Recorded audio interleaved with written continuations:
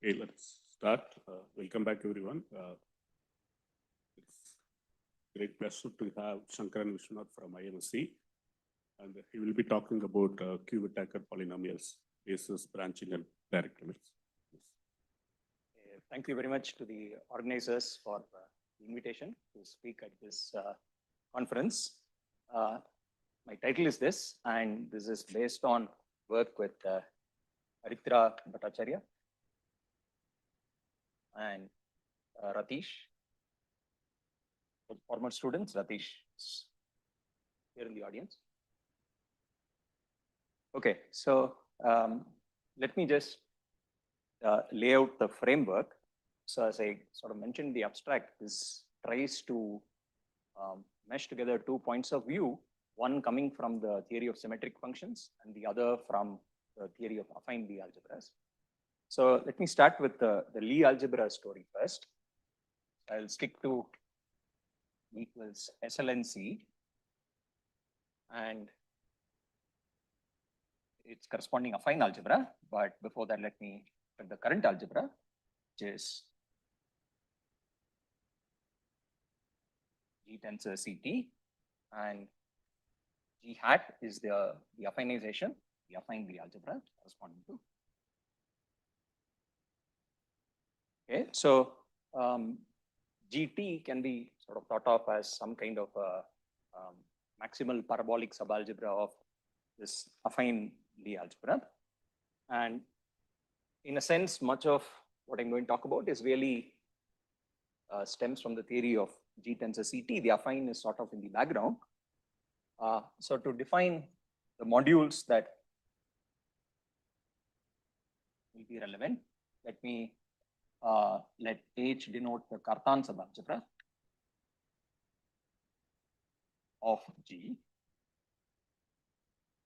And we'll start with some dominant integral weight of G, called P plus, some dominant integral weight.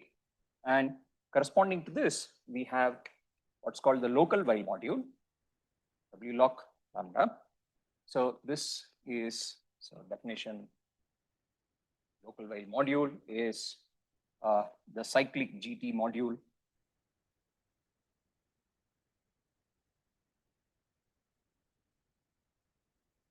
so cyclic single generator, let's call it generated by W lambda, and with defining generator, with defining relations, there's a bunch of relations. W lambda, it's something of weight lambda. In other words, the Cartan acts on this lambda for all H in the Cartan. Then there's something about how the rest of the elements act. The EIs is the positive Chevalier generators. So EI tensor T power n's. These are all elements of GT. These kill W lambda. So for all n greater than or equal to 0, and here I runs over the simple roots.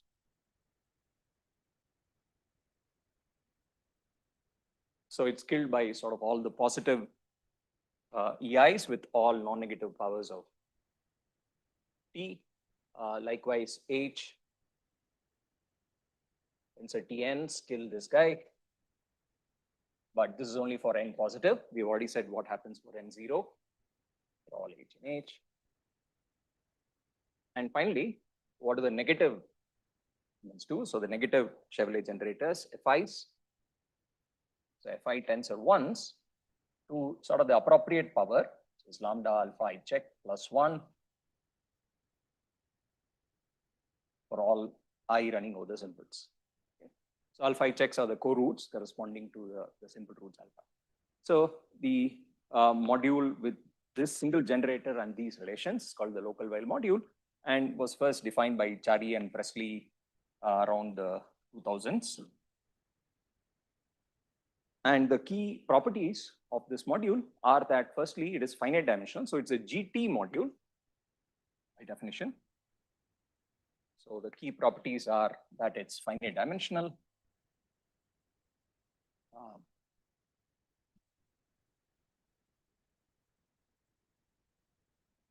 that it's graded. So the grading sort of comes from the actions of, every time you hit with some power of t, it raises the grade. We imagine that the generator itself lives in grade 0. So it's a graded module, W log lambda.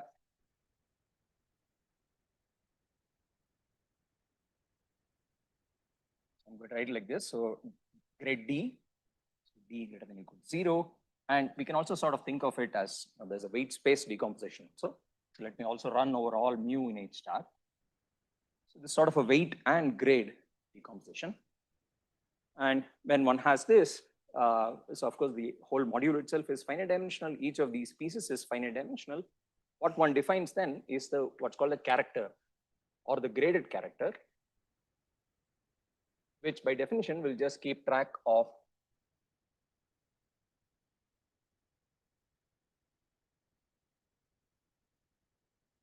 the dimensions of these pieces.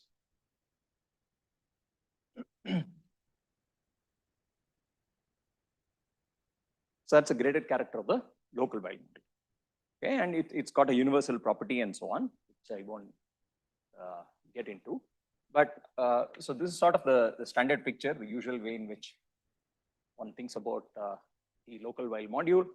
So this is the grade 0 piece. Then there's say grade 1, grade 2, grade 3, and so on. Ignore the parabola for the moment. And this guy is this is a grade 0 piece. And yet another fact about this, fact 3, well, I want to put some variable on the right side. Thank you. So the bookkeeping variables are, so this is E mu, which keeps track of the G weight, and Q, which keeps track of the grade. Sorry, what? Oh, no, when I write E mu, so this is just in the group algebra of the weight lattice. So this is the basis generators. But what we will do soon is, since we are sort of in SLN or GLN, is to just think of the variables as being x1, x2, xn. Okay,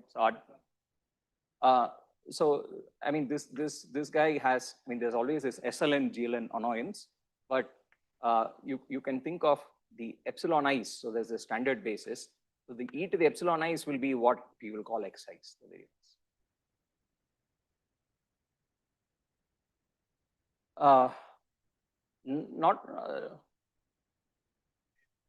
See this is GLN versus at the moment P would be the weight lattice of SLN. There's this GLN SLN problem, but in a sense I'm only going to do GLN eventually. So you can just choose to think of this as being the definitions. Okay. So anyway, so I have this graded thing, and the one other key fact here is that the grade 0 piece is actually a copy of the irreducible representation. So W log lambda grade 0 is actually V lambda, which is the irreducible highest weight representation of SL. Okay, so this is sort of the picture we want to keep in mind. Now, what Chari and so this definition was due to Chari and Presley, but one of the first important theorems about this is due to Chari and Loktev, and this is roughly around 2005 and sort of closely followed by a paper of Fourier and Littelmann around the same time, I think 2005, 6, something like that. And what this showed is the following. It showed many different things, but one, that the local while module, so I'm only looking at SLN for the moment, is actually as defined, it's only a module for the current algebra, but in fact, the affine algebra is sort of in the picture. It turns out to be a de Maizière module for a certain representation of the affine algebra. So this is a de Maizière module of level 1 representation of the affine algebra. And this was, I think Chari Loktev showed it in type A, Fourier Littelmann sort of showed it in all simply laced types. And it turns out this is not true in the non-simply laced types. Okay, that it's a de Maizière module. Now he himself has some very nice work on what happens in other types. Okay, In this paper, one other thing they did was to actually compute this character, and that's sort of where my story starts. So the computation of the character was due to Chari and Loktev. Chari, Loktev. They said this graded character has the following form. It can be expressed as a sum over all Gelfand-Zetlin patterns of shape lambda. The q weight, so there's a polynomial in q, and the x weight is just the weight of the Gelfand-Zetlin pattern. Okay, so this is the usual content or weight of the GT pattern. And to each GT pattern, they associated this weight, which is purely a function of q. So let me tell you what these are. It's probably easiest to just do it by example. But let me just state this for the moment. So where this q weight of the tableau or the Gelfand-Zetlin pattern is the following. It is called a fermionic form. So it's a product of q binomial coefficients. And what sorts of coefficients arise? So you run over all the nodes of the GT pattern or the GT array. And for each node, you sort of form the following sort of binomial coefficient. So let me just write this schematically. You look at the northeast difference plus the southeast difference at each node, choose the northeast difference, and this is now a q binomial coefficient. So let me just explain this by way of an actual Gelfand-Zetlin pattern. So this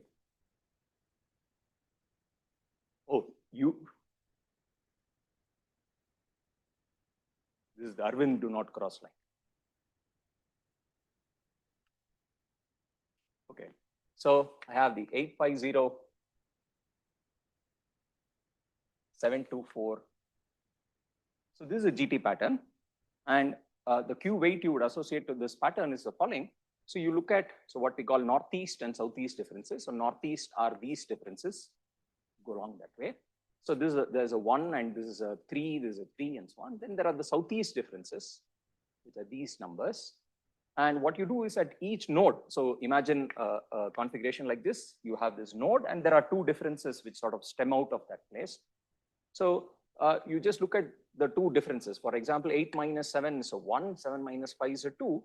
So in this example, the q weight would just be the following. So if this is t, then the q weight of this t is 1 plus 2 is 3, 3 choose 1, q binomial.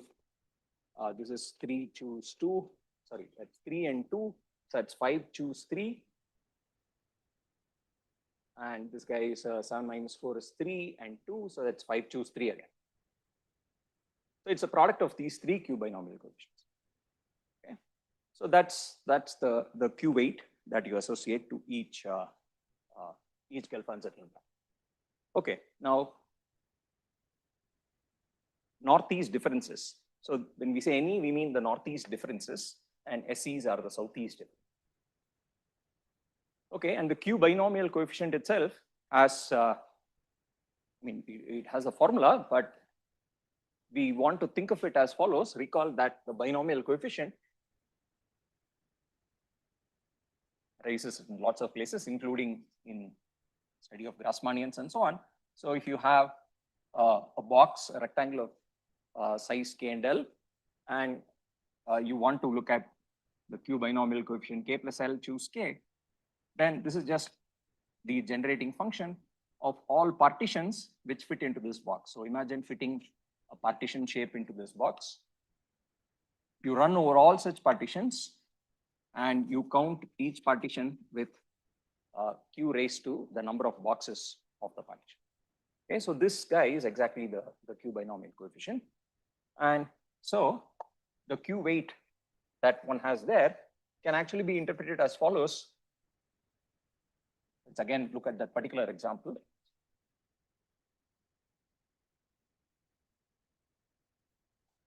So it's actually better visualized. I should be closer to the pattern itself. So let's do it here.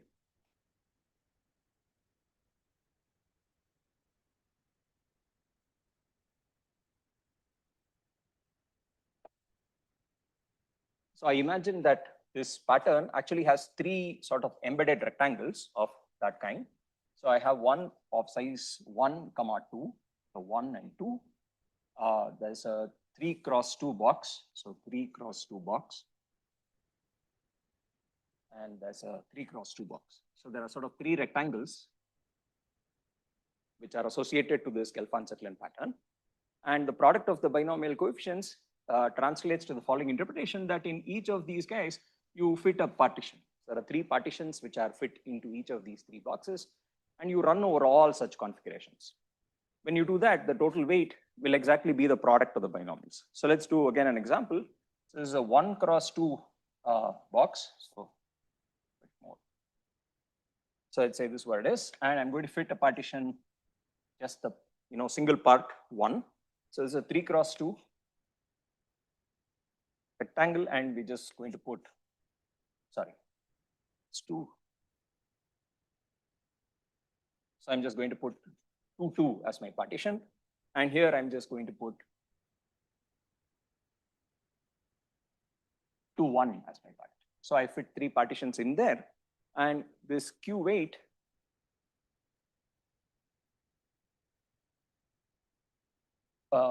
this whole expression therefore should ideally be interpreted as follows.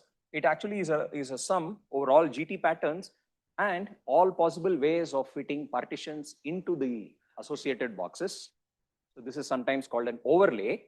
So this example that you're seeing here is a partition overlay. And it's overlaid on that corresponding GT pattern T.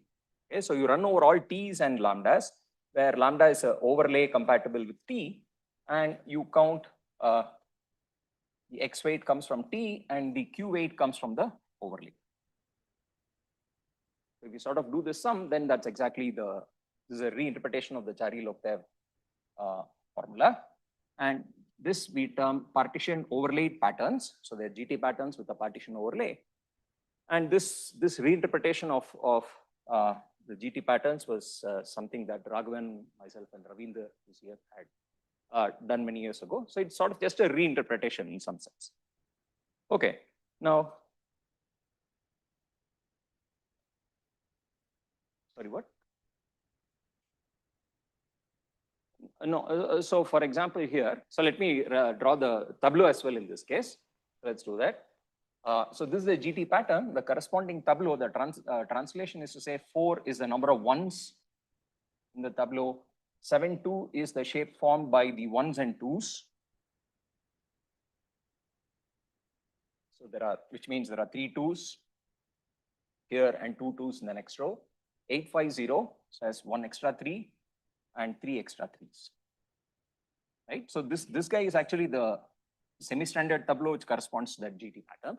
And when I say x to the t, I mean x1 to the 4, x2 cubed, whatever, x2 to the 5. So the thing here is x1 cubed, x2 to the 5, x3 to the 4. Does that sound reasonable? X1 to the 4, I'm sorry, x1 to the 4. X2 is all right.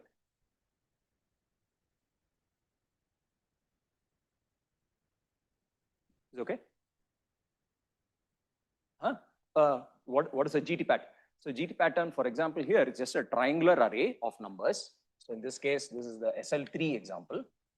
So I sort of write 3 numbers here and then sort of go up triangularly, such that when you sort of go northeast in this direction, it decreases weakly.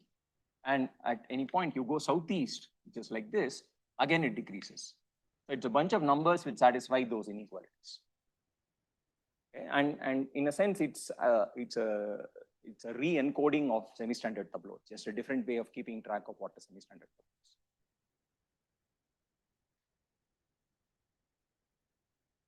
The what Q weight? The product. So I mean, you mean without going to the GT patterns? So in a sense, there are these interpretations. So for example, the northeast differences will tell you how many ones there are. So how many 2s in the first row, for example, is counted by this northeast difference. There are 3 2s. the one here tells you how many 3s there are in the first row, and so on. So, I mean, these differences keep track of, 2s in the first row, 3s in the second row, things like that. So in some sense, you can rewrite it back in terms of Q, in which case? No, you don't get the Schur polynomial. So Q equal to 0, you get the Schur polynomial. So that is what the grade 0 says. So let's look at those limits as well.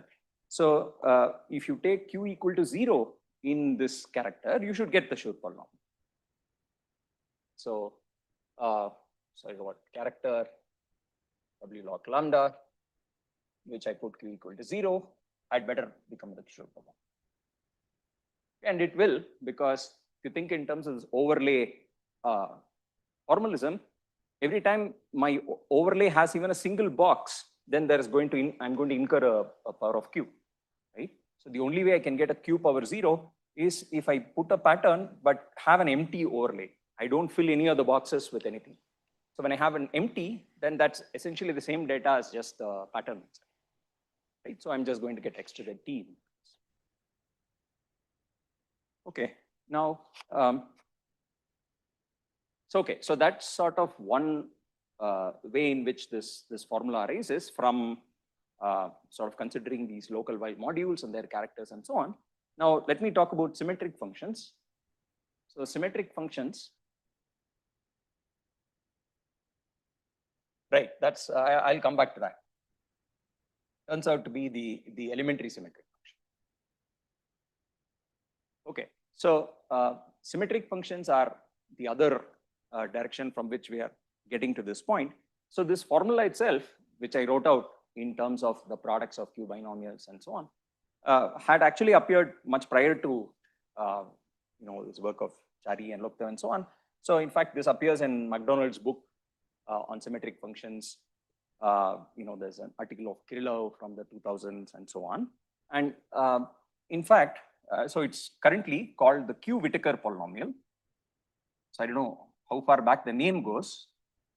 Technically now it's called the q-Whittaker polynomial. And what are these? Well, they are exactly that formula which I wrote out. Okay, so this it's called this W lambda xq was actually defined exactly in terms of that formula and called the q-Whittaker. And so if you sort of put these two things together, what you realize is the following, that the character of the local while module is nothing but the q-Whittaker polynomial. Okay. And the q-Whittaker polynomial itself is actually a special case. It's a specialization of MacDonald's qt polynomial. So you put t equal to 0 in MacDonald qt, what you get is the q-Whittaker. So this is this is how all of this fits together.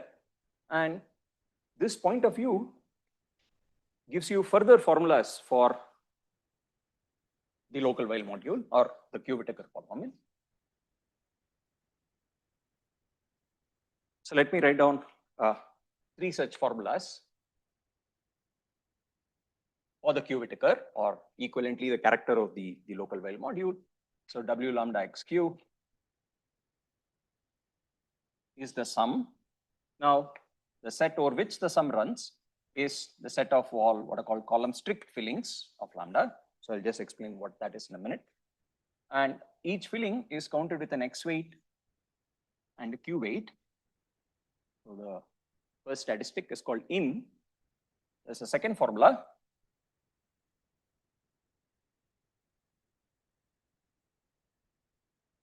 X to the f, q to the quin f. Okay, so the statistic in sort of comes from Hagelin, Hyman, and Lur's from the 2005s. So quin was, of course, Arvind, the audience. So AMM from 2015, roughly 14, 20. Okay. Arvind's word on that. So this Iyer, Martin, and Mandelstam, they sort of had this statistic called quin. So all of these are far more general. They are actually for all fillings in the setting of MacDonald polynomials. But what I'm doing at the moment is sort of restricting attention to the q-Whittaker. which basically means I'm sort of setting t equal to 0 in all those formulas.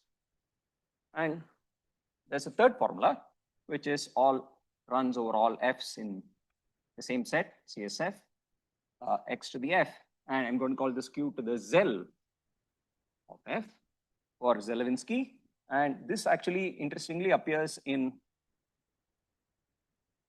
Zelevinsky's translation of MacDonald's book on symmetric functions into Russian. So when he translated, he actually added a lot of new material as well. And this particular thing is in that. Okay, so there are three statistics, and let me tell you what a column stick filling is and what these statistics are. So a column stick filling, just like a semi-standard tableau, except you don't demand a row condition. So here's an example. So I have 1, 3, 7. So the first column is 1, 3, 7. So it's strictly increasing. The second column is 2, 5, 6. The third column is 1, 6. But between the columns, I don't really, when I transition from one to the other, I don't demand any condition. So 1 to 1, there's no weakly increasing or any such. So it's basically 3 columns, so one next to the other. This is 3, 3, 2, yes. So I'm going to think of it as this.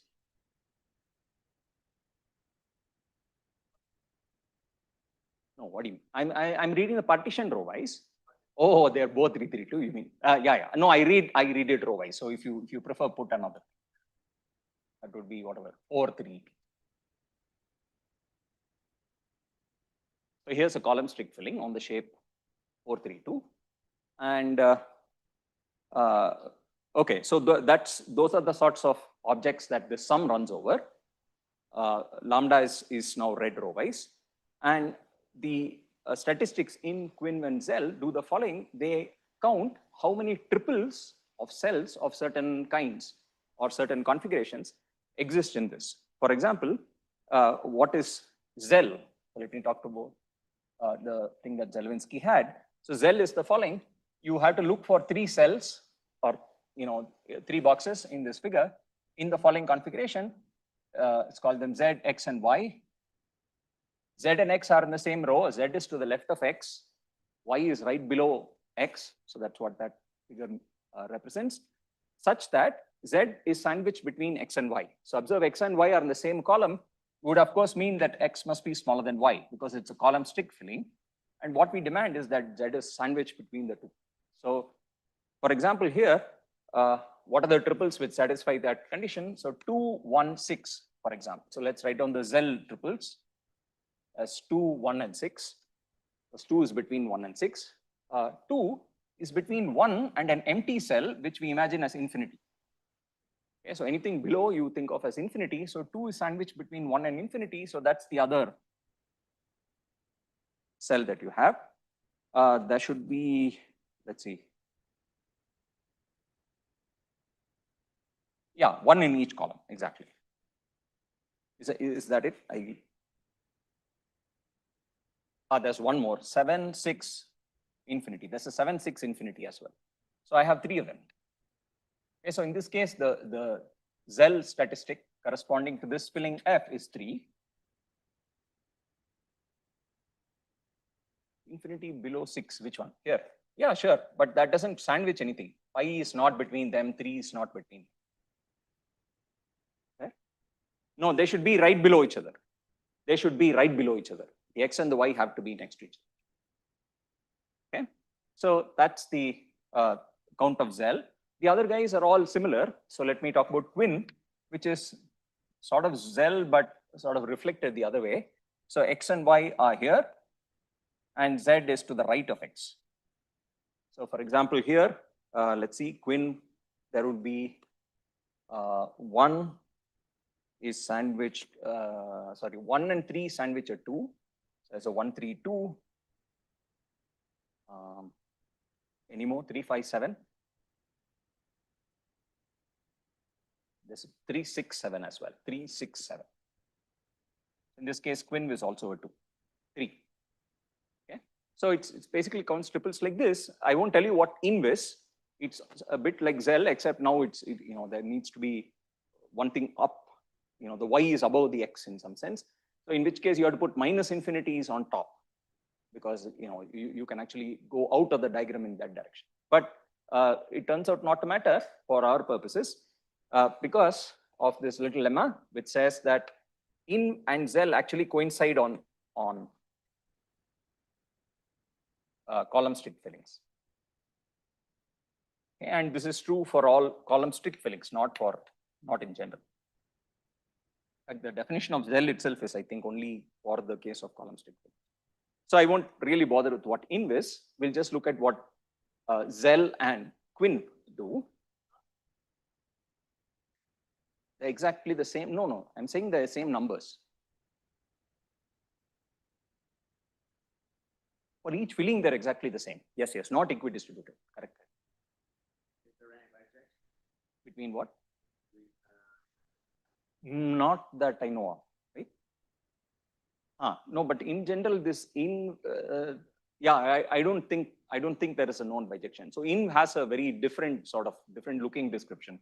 It's something like this. You need to have two cells like this, and this is XY, and the Z is in the same row as Y. And so there's a minus infinity now, and so on. So, or maybe there is HHL has something.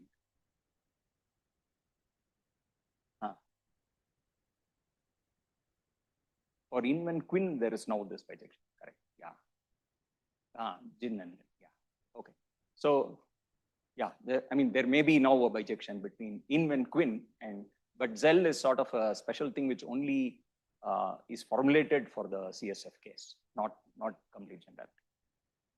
Okay, so where does this all lead us? What this finally means is that there are these two different ways of arriving at the same thing, which is the formula for the q-Whittaker.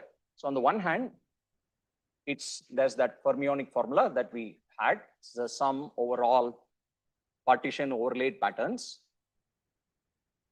And I like to think of it as arising from the work of Chari and Locter. So q to the lambda. And the other, which is what we talked about, there are these three different formulae, okay, or two different formulae really, because in and zel are the same. So the question is to sort of bijectively reconcile these two formalisms. So let me just write out one of them for the moment: x to the f, q to the inv of f, or zel of f.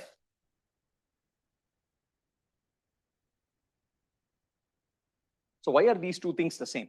That's sort of the question we started out with.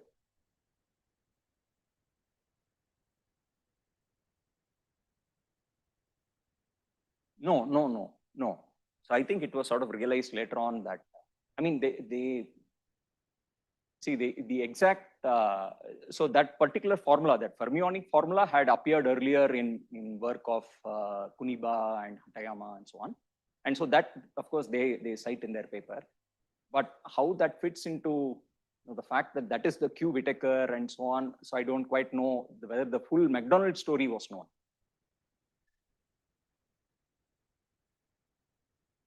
I think that was probably there in this paper of the fact that it's a symmetric polynomial and so on is, yes, from, yeah, Kirillov, all these guys. So they sort of knew that from before. So, I should have said that. So maybe the remark I was about to make there, which I forgot to, is that this is now a theorem which is known to hold even in the simply laced cases and in all types, that the character of W log is actually the specialization of the McDonald polynomial of the appropriate type at t equal to 0. So the fact that the q-Whittaker of every possible type B, C, etc., give you the character of the local while module. So this is a theorem of Chari and Eon from 2010 or something. So this story is now tied up very nicely in all types.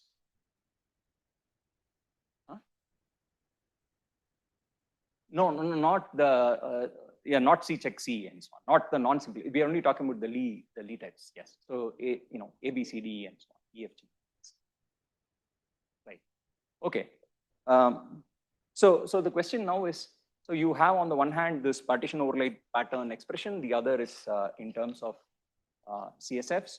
So the question is, why are these things the same?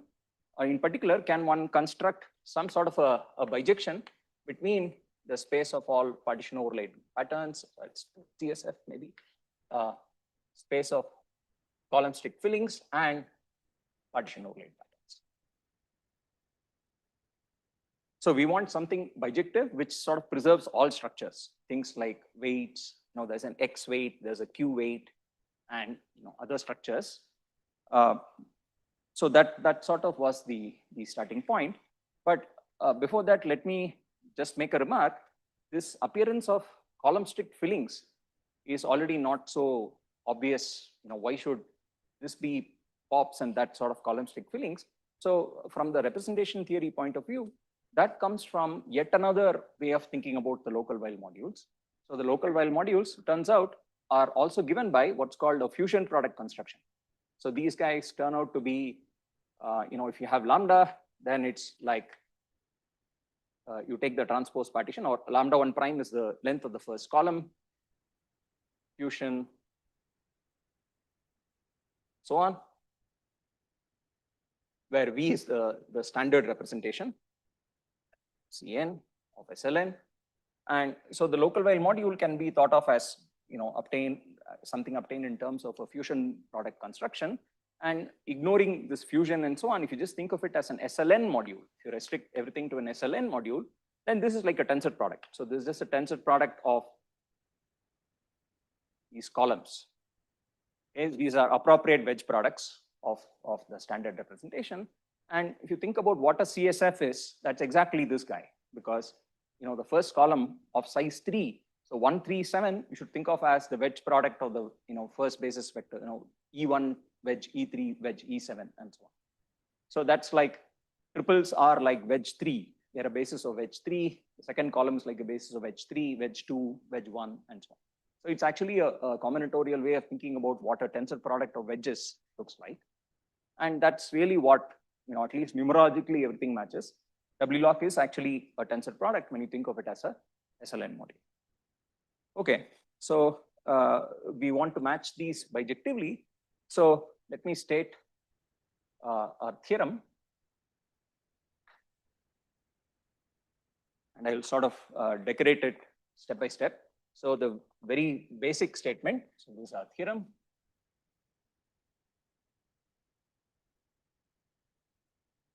Which says that there is a bijection. In fact, there are two bijections, one corresponding to in and one more corresponding to quin. So let me talk about in for the moment, which takes F and gives you a pop, gives you a pair of comprising a GT pattern and a partition or a partition overlay, such that what's the very least we would want, the X weight of the filling should equal the X weight of the tableau, and the Q weight of the filling, in this case, the Q weight as counted by in equals the Q weight of the partition overlay. Likewise, for quin, there's something where the quin will equal modular. Sorry, Q bar. So in is equal to modular, right? So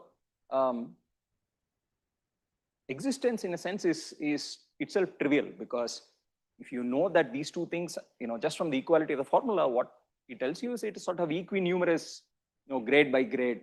There are exactly the same number of things in each X grade and Q grade and so on. The fact that there is a bijection is not particularly interesting. So in all these, as usual, we are sort of looking for some kind of nice bijection or some sort of functorial bijection which respects various other operations that you can do on both sides. Okay, so that is sort of the broad question we set out to answer. So let me just describe the bijection itself. It's a very simple bijection. So if I give you a filling, the question is, how would you construct a pair of data, one being a tableau or a GT pattern, the other being an overlay? So let me just show you the bijection by example. So if I take, for example, the filling F, which looks like a bunch of ones, 1, 1, 1, 1, 2.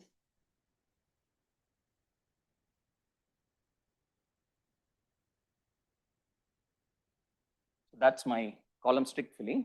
So each column is strictly increasing. Now, the first thing I want is to manufacture from this a tableau, a semi-standard tableau or a GT pattern. So what can one do to this data to somehow construct a semi-standard tableau? Well, at the moment, the problem really is that along the rows, this doesn't weakly increase. That's why it fails to be a tableau. So what we do is we just sort the rows. So the simple operation here is row sort. So you sort all the rows. Doing that would give you 1, 1, 1, 1, 2, 2, 2, 2, 3, 3. So sort in ascending order. And the interesting fact is that if you started out with a column strict filling, what you would get would be a semi-standard tableau.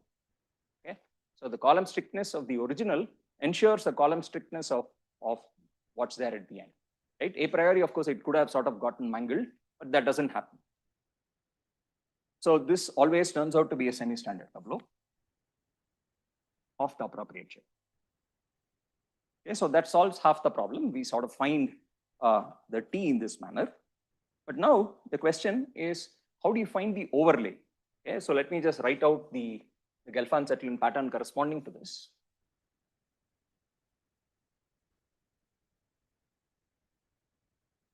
The row sort, you have to prove it.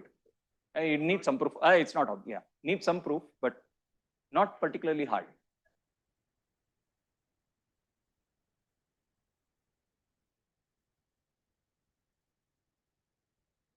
There will be many column strict tableau which resort to the same T. Okay, and that's part of, that's the interesting thing. That's why we need the pause, right? So that's somehow the point of this, that many of them will sort to the same guy, but you can sort of keep them apart if you also record the data of the overlay. So that is an additional piece of information which seeks to sort of distinctify them, the pre-images. So that's the extra thing you need to keep in mind. So what is the overlay? Okay, let's do it in this example. So what is the GT pattern corresponding to this? So that's the following. There are 4 1s in the first row. 1s and 2s form the shape 6 2. 1s, 2s, and 3s form the shape 6 4 1. And finally 6 4 3 0. That's the GT pattern. Now, what we are going to do is the following. So remember, what is in or what is zel, right? In was really supposed to be zel. So what was zel? It kept track of triples of a certain kind. So what did it do? I needed z here and xy, right? So I need to find such triples. So let's look at triples where, look at all the 2s in the first row, for example. So there are 2 2s. Now the question is, what is the contribution of this 2 to in? Okay, so that's the question we ask. How much does this 2 contribute to the total count of in or zel? Okay, so what I mean by that is you fix this 2 as your z. Okay, so I will think of this 2 as fixed, and now I look for the x's and y's. Okay, so scan that row and see how many other xy's would sandwich this 2 between them. Okay, so that I view as a contribution of this particular 2 to the total zel. So in this case, this 2, 1 2 1 2 1 3. So there's one guy that it sort of bonds with to form a triple. So these 3 form a zel triple, and there's another guy which is the 1 infinity with whom it bonds to form a zel triple. Right? So there are 2 other vertical guys with whom this 2 matches to form a zel triple. So I will think of this 2 as contributing 2 to the total. So the answer is, well, this contributes a total of 2 to the total zel count. Then there's yet another 2 in the first row, that's this guy, but then there's nothing to its right. So its contribution is a 0 to the total count. Okay, so the 2 2s, I sort of disjointify them like this. They contribute a 2 and a 0. Likewise, look at the 3s in the second row. This 3 contributes nothing because there's nothing to its right. This 3 contributes, well, there's a 2 4, and so that's the only guy with whom it bonds to form a zel triple. So this 3 has a contribution of 1 to the total zel count. Likewise, the 4s, this 4 has a 3 infinity. This 4 also has a 3 infinity. So each of the 4s have a count of 1 each to the total zel count. So if you now count the total zel, element cell by cell, the way I did it, you'll find that total ZEL is 1 plus 1 plus 1 plus a 2. So that's 3 plus 2, which is 5. They don't contribute. So 2's in the second row cannot contribute to the ZEL because remember every entry in the second row is at least a 2 because of column strictness. Right? So 2's in the second row have no chance of contributing, which is why we don't care. We only have to look at 2's in prior rows. Likewise, 3's in the third row will not contribute, only in prior rows. So 4's are the only ones which have a hope of contributing something, and so on. So in this case, it's only this 1, 1, that's a 1, this guy is a 2. Right? So I got a total of 5, but that 5 arose in a certain manner. Right? It arose as this guy contributing 2 and 0, this guy contributing 1, and this contributing 1 each. And that's the extra data that you keep track of. Okay? And how do you keep track of that? Well, you keep track of each of them inside the appropriate boxes. So if you see here, 6 minus 4 and 4 minus 2, so that's a 2 and 2. So what this difference counts, if you remember we said this before, it says how many 2's are in the first row, 2's in the first row. So there are 2 2's. So that accounts for the fact that this box has, there are 2 rows in this bounding box. So that's supposed to mean that there are 2 2's in the first row. That tells us that. And we know what their individual contributions were. They were 2 and 0. So you put so the first 2 contributes a 2, the second 2 contributes nothing. Okay. So let's likewise see what the 3's do. There are 2 3's in the second row. 3's in the second row is this. So these are 3's in second row. So its bounding box is this 2 cross 1. And so that means there are 2 guys. One of them contributed a 1. So that's a 1. The other contributed nothing. And finally, the 4's in the third row, that's 4's in the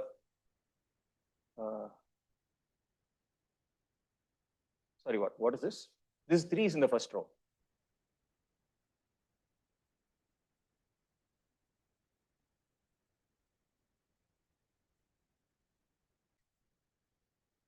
No, there is this also, which I didn't see. Sorry, 3 is in the first row. There are none, right? So 6 minus 6 is 0 anyway. So there's nothing there. Okay, that's just empty. And now this is 4's in the first row. There are none. 4's in the second row. I guess there are none. And we'll come to 4's in the third row. That's this. Now 4's in the third row. There are 2 of them. So that's 3 minus 1 and 1 minus 0. Right? And observe each of the 2 4's contributes a 1 each. So I keep track of that. So this first 4 contributes 1. Second 4 contributes a 1. So that's how I fill my overlays. Okay. So you fill your overlays, and the theorem now says that this is a bijection. That if I give you such overlay data, you can uniquely reconstruct the column strict filling, which would sort to that particular guy.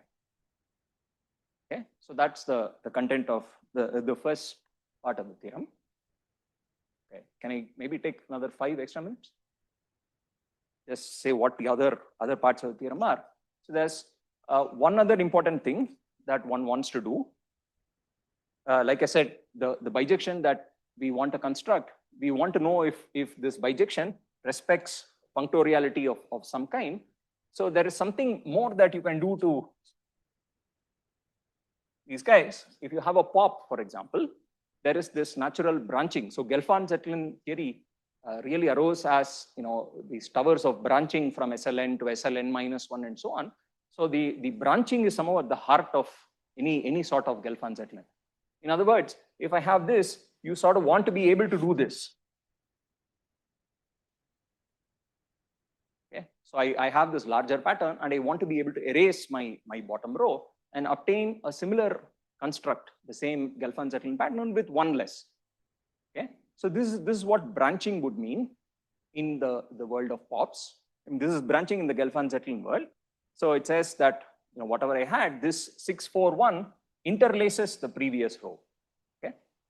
And now since I have pops, of course I can't anymore have overlays in the last row as well. So here's an operation that I want to do on pops, which is delete the last row and delete the corresponding overlays. So from pop lambda, I have this map, which will land in pop mu, where now mu of course will range over all possible, tuples of 3 numbers, which sort of sit between the 4 numbers of the bottom. And these are all pops of size mu. This is simple deletion or branching. So this, by the way, was part of Chari Lokdev's original construction of the basis. It was inductively constructed in this manner. Okay, and so the question now becomes, so the natural thing is, what is it here? How would one try to think about the same operation in the world of CSFs? So of course, what it corresponds is erase the force, right? That's what erasing the last row means. So of course, we can go ahead and do that.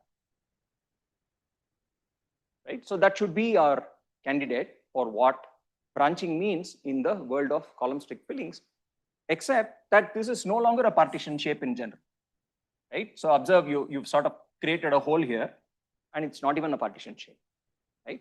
So that is sort of the problem if one just does this in this manner, okay? So, but let me define for you what can't you permute the columns, okay, to do what? So you want to make these two of size 2, but just permuting the columns by themselves will not give you something that is, I guess it will still give you a CSF. It'll give you a CSF, that's okay, right? But what is it that you want to do? So that is the thing that I was going to say. I want to be able to construct a bunch. So I want to have a branching at the level of CSFs such that it makes this diagram commute. That if I compute the IMS for the resulting guy, the IMS should be the answer that I get here, right? On deletion, it should somehow commute with the IMS, right? This is sort of a very rigid sort of functoriality constraint that we want to put, right? So we don't want to construct any bijection. We want it to have some sort of all the right properties with respect to the natural operations. So the thing that you can do, and so that is the thing I'll talk about, is the following. So I had a 3 here. So how do you rectify this to regular shape? Not by switching columns, but by doing the following. You try to shift the 3. So the trouble is this is an empty guy. You shift the 3 there, which you can, and still get a CSF. There's still a hole here. And so what will we do? Well, we can try and shift the 3 once more, but it's no longer a CSF, right? So this process of shifting in this naive manner doesn't always give you CSFs, okay? So then what one does is the following. If this fails, this is sort of, you try to swap the shortest possible thing. If that fails, you sort of look one step higher. So there's 2, 3, and there's a 3. And see if you can swap this guy of size 1 with this guy of size 2. If I can swap this 3 with the 2, 3, I would still get something of the right size, but that would give me 2, 2, 3, which is still not a column stick filling, okay? Then I go one further. I go all the way up, and see if I can swap these two. That I can always do, right?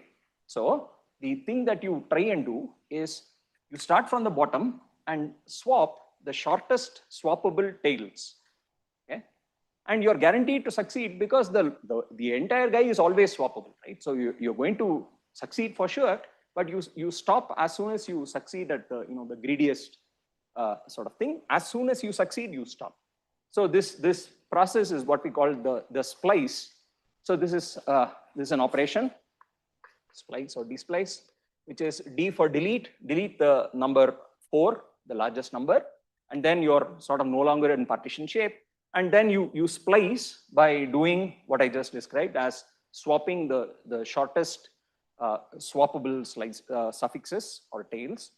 And the interesting thing is that this operation actually satisfies the braid property.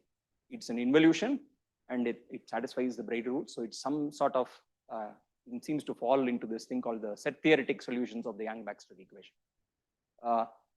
So anyway, you can do that and get a well-defined final answer, okay? And miraculously, that final answer actually makes this diagram commute. That resulting guy, which usually has lots of mixing between the columns. So if you sort of look at what happens at the end, There are entries from all over which sort of get mixed and moved.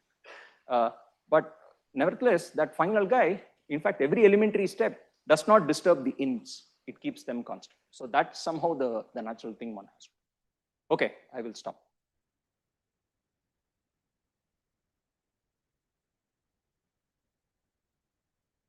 Any question?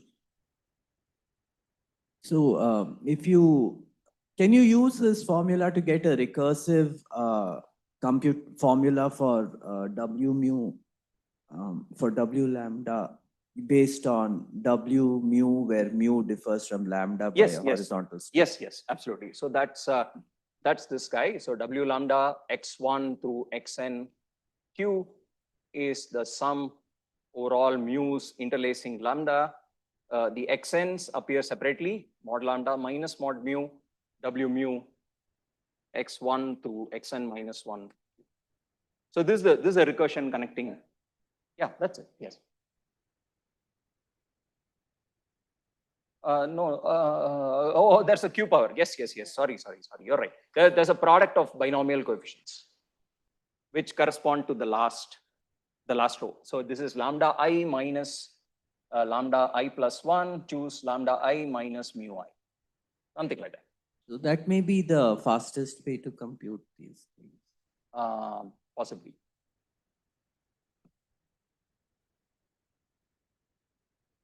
Yes. So except when you say branching, so the way Chari looked have constructed is there's a filtration that you sort of have to put on W log lambda, and the associated graded module of that, the filtration is SLN minus 1T. Filtration has modules for SLN minus 1T, and the associated graded guy turns out to be a direct sum of local while modules.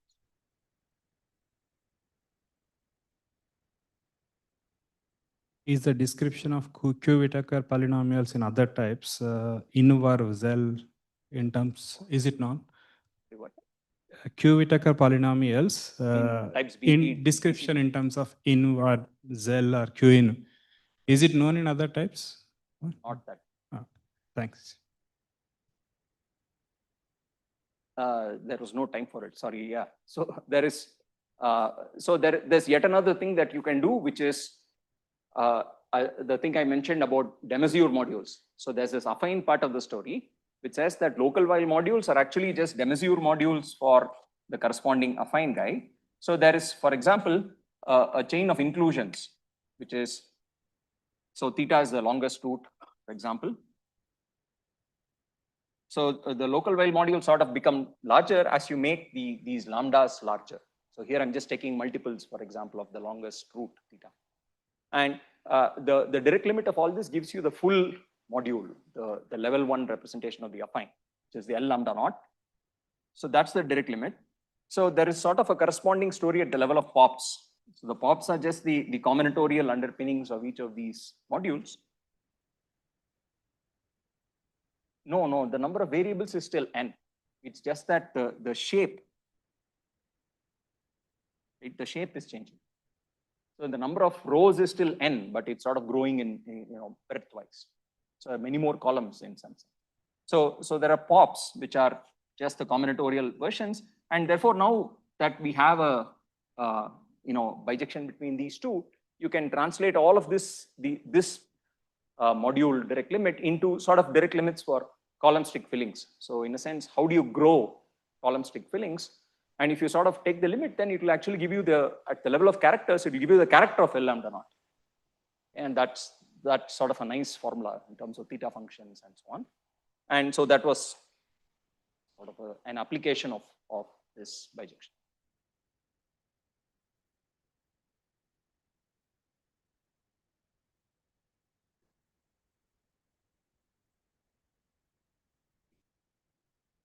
Which one?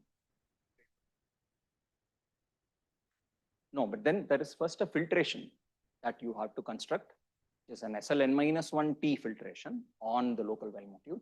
And the associated graded is what decomposes into a direct sum of local while modules. So as such, it is not a direct sum. You cannot, the whole W log itself cannot be thought of. Everything is a de Maizière module in some sense. You don't really have direct sum. Semi-simplistic.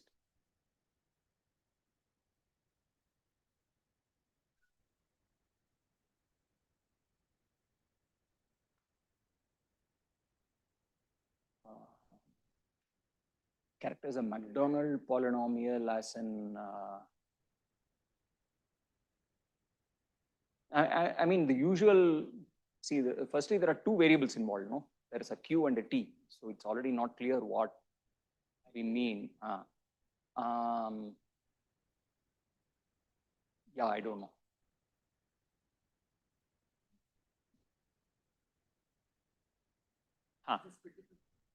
No, so for different columns. So the splicing operation that I talked about is the following. If I have two columns, they are both strictly, column strict, they are increasing. And so the question is, how do I swap these two in such a manner that the new pair still has the column strictness property, right? So the thing I was saying is, I mean, I don't do the wholesale swap of the two guys. That's of course the SN action on columns, for example.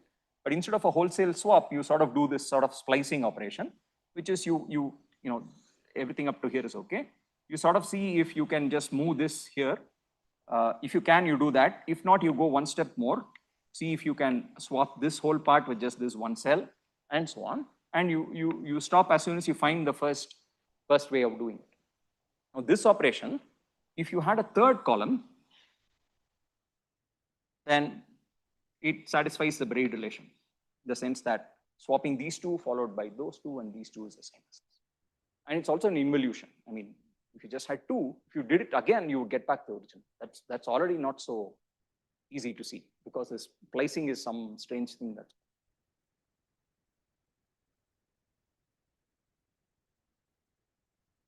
Any more questions or remarks? Okay, if not, let's thank Viswanath again.